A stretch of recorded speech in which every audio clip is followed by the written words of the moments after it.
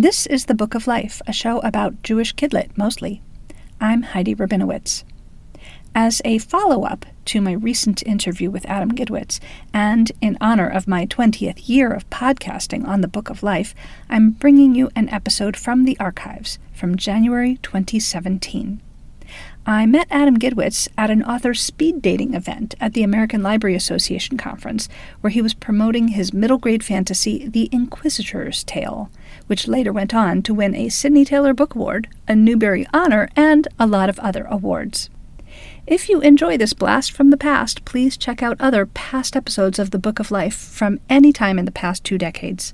Go to bookoflifepodcast.com and click on Archive in the sidebar, or just go to the episode list on your podcast player and keep on scrolling down, down, down. I haven't been interviewed about this book yet, actually. So oh, wow, is this the first interview?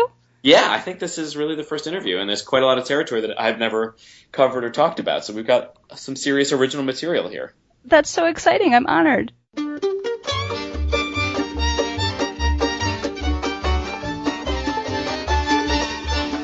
This is The Book of Life.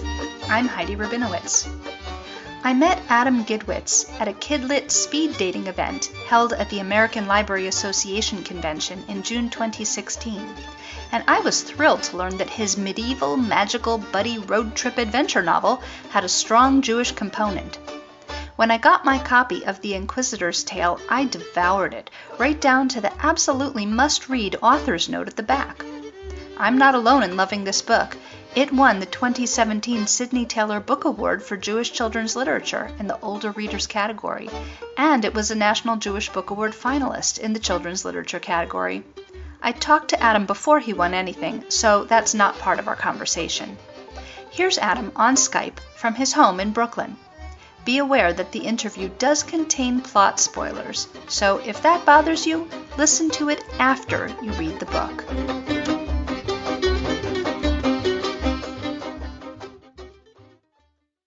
Adam, let's start with a brief description of The Inquisitor's Tale. So, The Inquisitor's Tale is set in 1242 in France, like most popular books for young people. Just kidding. And it stars 3 children, a peasant girl named Jean, a young Jewish boy named Jacob, and a young monk in training named William. William's mother is an African Muslim who was living in Spain when he was conceived, so William has half African heritage. There is also, I should mention, a dog, Gwenfort, who may be a holy dog, a holy greyhound. The 3 of them set off across France, pursued by knights and by monks, and ultimately by the king himself. The climax of the book surrounds a real historical event. In 1242, something like 20,000 volumes of Talmud were brought into the center of Paris by King Louis IX and his mother, Blanche of Castile, and burned. And Jean, Jacob, and William tried to stop this event, and if they fail to do that, at least to save as many books as they possibly can. What was your inspiration for this unusual book? Well, my wife has been studying the Middle Ages for the last 13 years. We met in college, and her senior thesis was about the stained glass in York, England. And we took a trip there to help her do research. And ever since, we've been traveling to Europe every summer. One year we spent a year there for her to do research. She got her PhD in medieval history, and she is now a professor of medieval history at Brooklyn College in New York. So one half of my life has been as a teacher and then as a children's book writer. The other half of my life has been following my wife around Europe, investigating museums and monasteries and graveyards, garbage dumps, all sorts of crazy places, ancient forests, and learning about the Middle Ages. And I started as sort of a reluctant sidekick, and then I became an enthusiastic sidekick. And pretty soon I realized that the Middle Ages, far from being the sort of homogeneous, boring time, they were in fact an incredibly rich, diverse, dynamic time with lots of incredible and beautiful things and a lot of horrible things as well. And as I learned the stories of the Middle Ages, I became more and more convinced that maybe I could write a book about them. Now, I always write for young people. I kind of think of myself as a 10-year-old boy in 34-year-old man clothing. And I thought that the stories of the Middle Ages lent themselves to intense and exciting and adventurous events and stories, and also really challenging, provocative topics for young people and for adults. In your author's note, you say that we shouldn't call this period the Dark Ages. So can you explain why not? Sure. The Dark Ages as a term is still used occasionally for the period between about 400 and about 700, between the fall of the Roman Empire and the rise of Charlemagne. And the reason you might call that period the Dark Ages is because governments were so weak that there was a great deal of violence and there was very little record keeping. And so it is dark in that we don't know a lot about what happened during that period. We know a fair amount, but the records from that period are particularly sparse. The Middle Ages themselves weren't dark at all, any more than our current age is dark. Yes, there was the Black Death at one point, and yes, there were wars of religious violence, which we still have today, but the invention of the university happened at that time. There were all sorts of scientific advances, musical, artistic advances, social advances. It was a rich and beautiful time. So to call it the Dark Ages is really to underestimate the variety and the exploration and the dynamism that the Middle Ages possessed. Okay. So speaking of your author's note, you've got this really thorough author's note at the back of the book that readers should definitely check out. It's fascinating. And you talk about some of the historical bases for the characters and some of the events in the book. So can you explain a little bit about that? Sure. The first story that I tell is a story that comes to us from a real inquisitor's memoir about being summoned to a small village in France where the peasants were venerating a dog as a saint. And holy dogs were not okay with the Catholic Church at that time. So that's a cool story. And so I took that one and I put it in my pocket. And then there's another story about Guillaume d'Orange, William of Orange, we would translate that, but it's not the William of Orange who became King of England much later. This was a 9th century Paul Bunyan-like figure. There are these hilarious and very bloody stories about him. There's one in which these guys are trying to kill him and he takes their heads and he smashes them together and the heads explode, which sounds like something out of a over-the-top horror film from today, but they thought that was funny even in the 9th century, it turns out. So then I took that and put that in my pocket too, and that became the basis of the character William. I felt like it was really important to try to give the reader a sense of what I made up and what I stole. And what I stole from the historical record and from the literary record were ideas, the germs of stories. What I created was the adventure, the journey, the characters, their emotional worlds, what they care about, and then the thematic conversations in the book. But all of that stuff is hanging on the scaffolding of either real historical events. For example, when King Louis IX loses the holy nail that was supposedly one of the nails that kept Jesus on the cross, and he loses it. That really happened, so that's in the book. When he loses the nail, and then when you said he loses it, you meant when he has a meltdown. He does, and there is a historical manuscript written by one of his companions, who is also in the book, Jean de Joinville, and he describes King Louis falling on the ground and crying and smacking his hands and beating his head against the stones. He has a tantrum. He throws a tantrum when he loses the holy nail. So how do you not have that in the book? But to have that in the book, you need to have rich characters. King Louis needs to be imagined in a rich way, and Joinville, who's with him, and the children. So I take the scaffolding of real historical events or legendary stories from the Middle Ages, and then try to hang a rich world around it. And that rich world comes from my experience helping my wife do her research over the last decade and a half. Was there anything interesting you learned that didn't make it into the book? So many interesting things. Every time I got an idea for a scene, I would run it by my wife before I wrote it, because she's the scholar. And she would say, oh, before you write that scene, you have to read these 3 books. And she would get them from the library, and I would have to read them. So I would read them, or I would skim them, or I would make sure that I'd gotten the relevant information out of them. I processed and digested a lot of books over the last 6 years. The writing process really took me about 6 years to write The Inquisitor's Tale. So in the course of all of that reading, there were so many things that did not make it into the book. One of my favorites, and I'm really sad it didn't make it, there is a funerary statue in the Cloisters Museum in New York, and there is a tomb sculpture of a knight lying on top of his own tomb. There's a lion at his feet to show courage. We know that he went to the Crusades, I think because of his shield, but also because of his sword. His sword is fascinating. It does not look like a typical European sword at all. It doesn't even look like a Middle Eastern sword. It is, in fact, a Chinese sword. And this knight would have gotten this sword while he was on the Crusades. It would have come across the Silk Road from China to the Middle East. He would have gotten it there and then taken it back to France and where he came from. The Crusades were horrible for many, many reasons. They were the first large-scale religious wars, at least perpetrated by Christians. But one of the cool things about the Crusades is that they really accelerated global trade. And a lot of scholars tie the beginning of the Renaissance to the global influences that were brought through the Crusades, the rediscovery of classical texts through Muslim scholarship, goods from the Far East.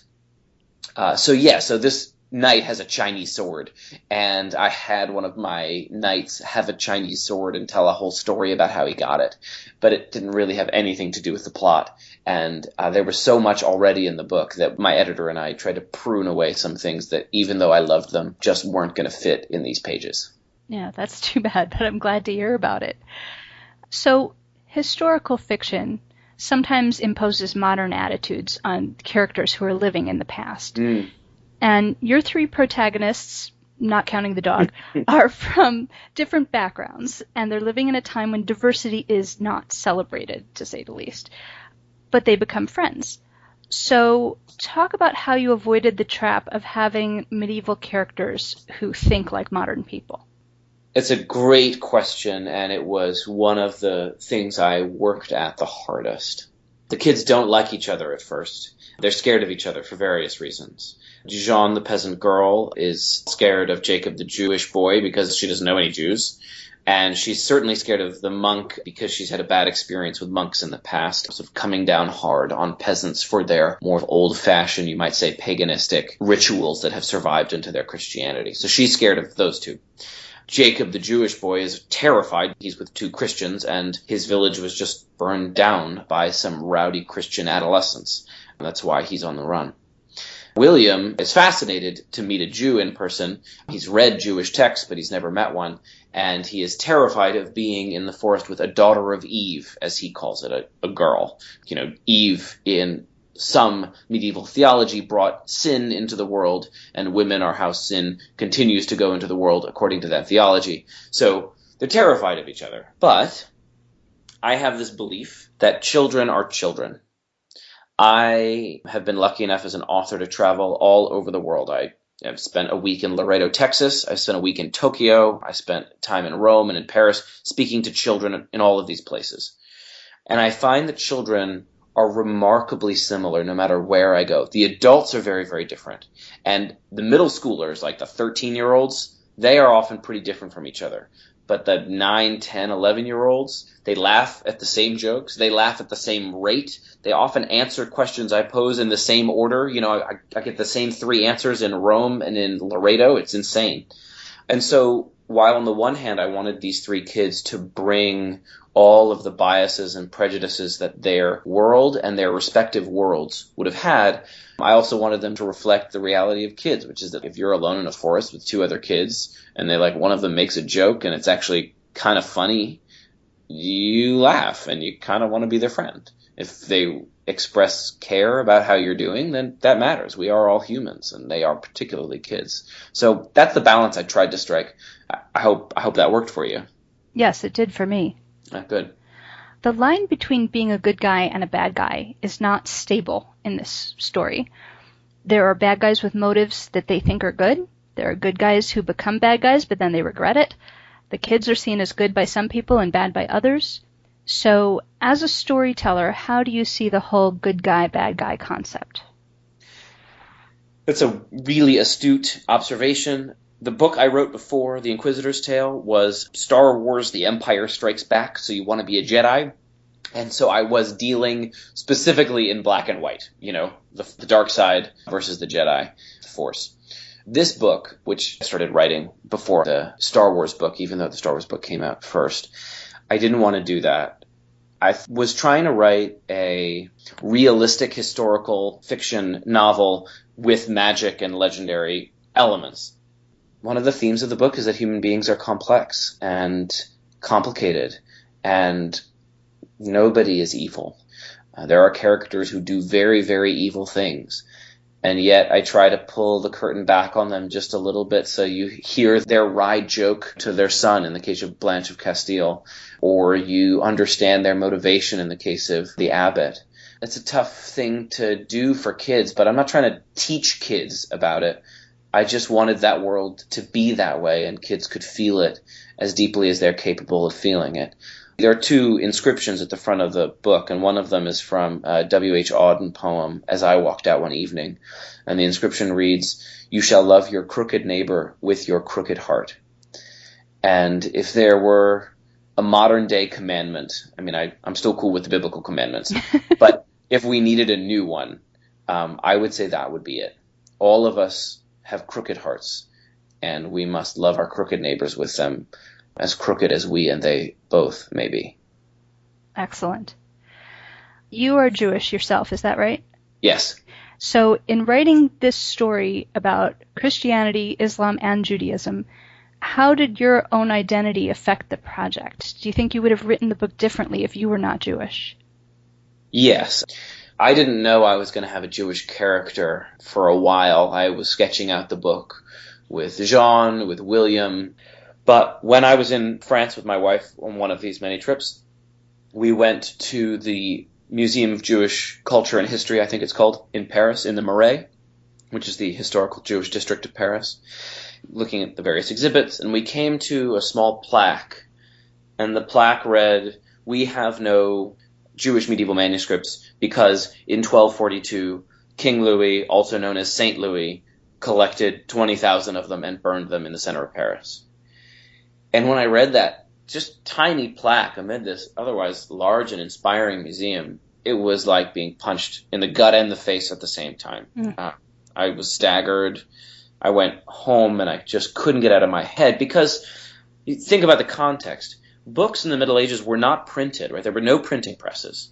Every book not only was written out by hand, but they didn't have paper. They used parchment in the Middle Ages in Europe. So an animal had to be killed. The hide had to be tanned. The tanned hide had to be cut. It had to be bound together. The ink had to be made by hand. And then it had to be written out. Even the copying out of the book would have taken 2 or 3 years. The entire process would have taken more years than that. And so a single book was years and years of work. 20,000 books, Talmuds mostly, is inconceivable. The amount of work, the amount of love, the amount of resources that were just burned. So, yeah, I think any human would respond to that. I think my particular history, being raised Jewish, learning about the persecution of Jews throughout history, feeling personally attacked by that. I make books. I'm a Jew who makes books, so I feel doubly personally attacked by that act, led me to infuse myself into the character of Jacob. And I think I often wrote him as if I were walking around in the Middle Ages. For the first draft that my editor saw, that was a problem. She said Jacob was not very well defined, and it was because I was just seeing the world through his eyes. There's a technique I use in the book where each chapter is narrated by a different character who's not one of the main characters. And part of the reason I did that was to get out of Jacob's head, and identified most with Jacob because he was a Jewish boy living in a scary world. The reviewer Betsy Bird calls The Inquisitor's Tale game-changing in the review she wrote on her blog at the School Library Journal website. So what do you think of that, and what game would it change? Well, Betsy Bird is a very, very smart lady, so I'm not going to question anything she says. I think something else she said in that review, because, occasionally I do read my own reviews, she said religion is the last taboo in children's literature. There are plenty of books about the Holocaust. There are books in which a family is religious. But to take on religious belief, to have 3 children, each of them a protagonist, each of them with a different view on what God is, with their own answers to the problem of evil. One of the things that the kids really deal with in the last third of the book is, why do bad things happen to good people? Mm. To take that on in a kid's book, it doesn't happen very often, that's for sure. I tried to do it in a way that allowed the reader to make his or her own conclusions. The kids don't even agree with each other by the end, and so the reader won't necessarily come to one conclusion. So if the game is children's literature, maybe we've changed it by introducing a more honest, forthright, and thorough debate of different religious perspectives. Okay. And actually, I would recommend that people read that review. I'll link to it in the show notes because it was a really interesting discussion of the book. She is a smart person. Yeah. Are you working on anything else? Yes, I have a series of books for younger kids, sort of 7 to 10-year-olds, coming out in about a year. Couldn't be more different in that it is light and fun. It's called the Unicorn Rescue Society. It takes on some interesting cultural issues, but mostly it's just a lot of fun. Okay, cool. Is there anything that I haven't asked you that you would like to talk about? Food, because I love talking about food. Great. Epoisse is a real cheese. It makes an appearance in the book, and Jean eats it, and it does smell as disgusting as I, describe it in the book. We once bought some Epoisse when we were living in Normandy, even though it's from Burgundy, and we went out to get some fresh bread to eat with it, and we came back and we were convinced that an animal had died in our apartment. We were sure of it because we used to have mice dying in that apartment, and so we were looking all around for the dead mouse, and then we realized it was just the cheese that we had purchased, and which we then devoured because it is delicious once you get past the fact that it smells like you're being punched in the face. Wow. So try it, Epoisse. Okay. Well, on that note, Adam Gidwitz, thanks so much for speaking with me. Thank you so much. Books have dedication pages, and libraries have dedication plaques. The Book of Life podcast has dedications too. Here's a dedication for our next episode.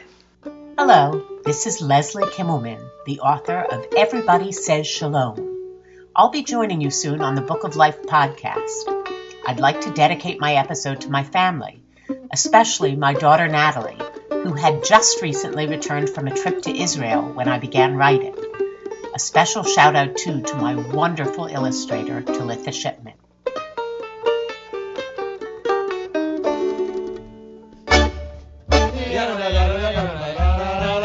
If you enjoy the Book of Life podcast, please become a patron at patreon.com/bookoflife.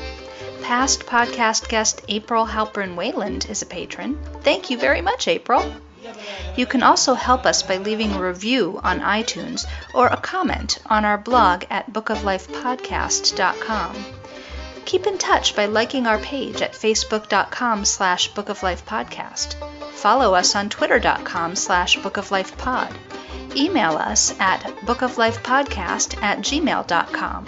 or leave us a voicemail at 561-206-2473. The Book of Life is a podcast service of the Feldman Library at Congregation B'nai Israel in Boca Raton, Florida, at cbiboca.org, and is supported in part by the Association of Jewish Libraries at jewishlibraries.org.